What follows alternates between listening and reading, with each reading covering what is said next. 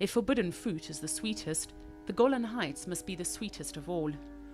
In the Old Testament, the mountains of the Golan were the focus of a fierce power struggle between the kings of Israel and the Arameans, a semi-nomadic pastoral people living in what is now Syria. Today it is between Israel and Syria, Arab and Jew. In 1967, Israel captured the Golan Heights from Syria during the Six-Day War and has occupied and administered it ever since. But the border is a battleground, tearing families apart. At the time of the occupation, the small community of Druze in the Golan Heights came under Israeli rule. Numbering 20,000, less than 1% hold Israeli citizenship. When Israel captured the Golan, the borders they drew up were arbitrary, dividing village and family. هذا السياج يختزل الكارثة اللي حلت بسكان الجولان عام 67. هذا بيروي القصة بأكملها. على هالطرف الآخر على بعد عشرات الأمتار وطني، بلدي، شعبي، أرضي، ناسي.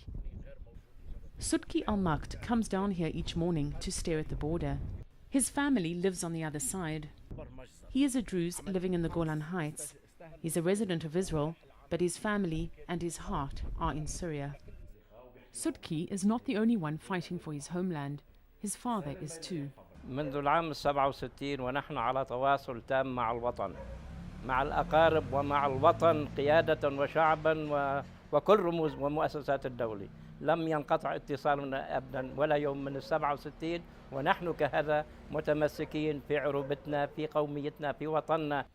It's a precarious position to be in, forced to live inside Israel while supporting its enemy. Israel strikes, 3 in less than 4 months, are for Syria a declaration of war. Damascus is threatening to respond in its own time and way. Tehran too has gotten in on the act, saying it's ready to defend its ally and train the Syrian army. On the ground, Israeli tanks are ready for war.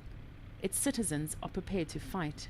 You know, to be Jewish, it's to understand that you need to fight for your place. My 3 boys are going to go to the army, and they are going to go to the army in the possibility that the one and most terrible thing can happen. When you are Jewish in Israel state, you need to know that you have to sacrifice. Michal Rikin and her husband moved to the Golan Heights 20 years ago because they wanted to farm. There were like 2 possibilities, and my husband preferred to see green mountain and not the desert, so we came to the Golan Heights. Their children were born here on the Syrian border. Once you could drive from their home to Damascus in less than an hour. But today, because of the border, it's impossible. We have a war in our border, a civil war. The latest Israeli Air Force bombing of their northern neighbor has the potential to engulf the whole of the Middle East in the Syrian war, a war that has already displaced more than 5 million people. The UN estimates that more than 70,000 people have been killed. Among them are Amina Fakeha's son, Ala Hafez al-Saka.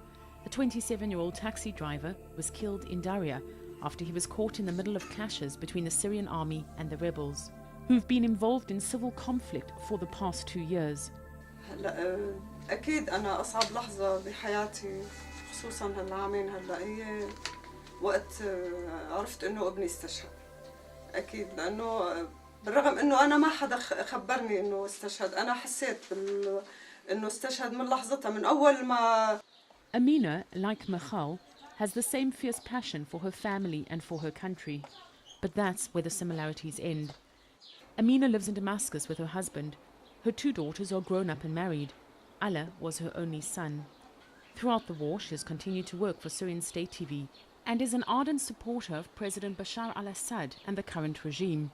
She holds Israel and its allies responsible for the terror and bloodshed that have overwhelmed her country, an extension of the so-called Arab Spring of 2011. Retaliation is inevitable, but victory, she hopes, is within sight. طبعا إسرائيل من البداية هي اللي مخططة وهي اللي متورطة مع بعض الدول العربية. طبعا استخدمت الدول العربية كأداة لتنفذ لمخططها الصهيوني، ودائما نحن بهمة جيشنا العربي السوري منتصرين بإذن الله. But it's not only people on either side of the border whose lives are affected. Sudki feels caught in the middle and longs for the freedom he feels he deserves after many years in an Israeli prison for underground resistance.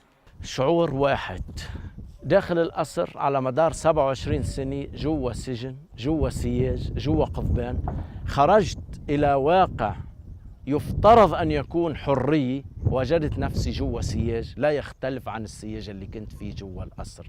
هذا السياج لا يختلف، اللي صنع هذاك صنع هذا. Now the fence builders are bombing Syria. Suleiman sees the Israeli airstrikes as an invitation to attack. ما نأمل من الله أن لا تكرر هذه الغلطة لأن إسرائيل ستزول. Should Israel be worried? Itamar Ya'ar from Israeli National Security thinks so. First of all, I would have recommended any Israeli decision maker to be worried about what is happening in Syria in general. Other small groups might use it as an excuse to operate against the Israelis along the Israeli-Syrian border. Syria declared war on Israel many years ago, and the situation between us and the Syrians is not peace, it's some kind of a war. Up until now, Israel has been careful not to get involved in the Syrian conflict. But having hedged its bets, it now seems ready to take a public stand against Syrian President Assad. The Israelis insist their strikes are against